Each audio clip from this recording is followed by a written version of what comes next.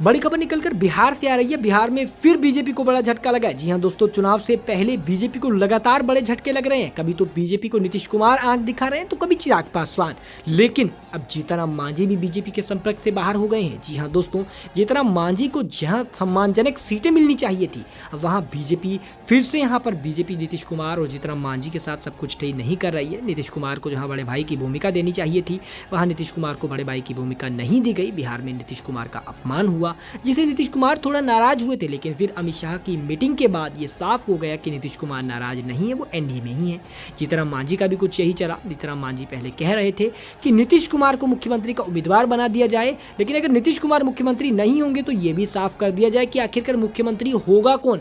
लेकिन इसको लेकर भी अब तक कोई स्पष्टता नहीं दी गई है। अब सूत्र ये बताते हैं कि नीतीश कुमार और जीतनराम मांझी के बीच कोई बैठक हुई थी, जिसके चुनावों के बाद क्या फैसला लेना है, किस गठबंधन में रहना है, इस पर विचार किया जाएगा। और ये विचार किया जाएगा आखिरकार चुनावों के बाद स्थितियां क्या बनती हैं, क्या इंडिया गठबंधन में शामिल होने की भी कोई परिकल्पना दी जा सकती है या बीजेपी में रहेंगे। हालांकि नीतीश कुमार मुख्यमंत्री बनेंगे या नहीं, ये एक बड़ा सवाल इसलिए भी हो जाता है क्योंकि बीजेपी इस बात को स्पष्ट कर चुकी है कि चुनावों के बाद हमारे गठबंधन मिलकर तय करेंगे कि मुख्यमंत्री कौन होगा। ऐसा ही कुछ महाराष्ट्र में हुआ था। महाराष्ट्र में भी बीजेपी यही बोल रही थी और अंत में महाराष्ट्र के अंदर एकनाथ शिंदे की जगह देवेंद्र फडणवीस जी को फिर से मुख्यमंत्री बना दिया गया। एकनाथ शिंदे को साइडलाइन कर दिया गया क्योंकि उनके पास सीट्स कम थी। उन्होंने भी कुछ ऐसा ही किया था, बराबर की सीटों पर चुनाव लड़े थे।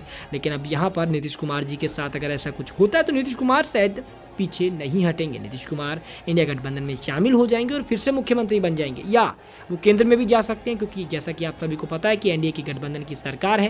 गठबंधन की सरकार मिलजुल कर चलती है और गठबंधन की सरकार होने के बावजूद बीजेपी अगर ऐसा कुछ करती है तो शायद बीजेपी के लिए बहुत बड़ा नुकसान ये केंद्र की राजनीति में भी हो सकता है। आपको क्या लगता है, हमें कमेंट बॉक्स में जवाब दें। बिहार की पल पल की अपडेट जानने के लिए चैनल को सब्सक्राइब याद से करें।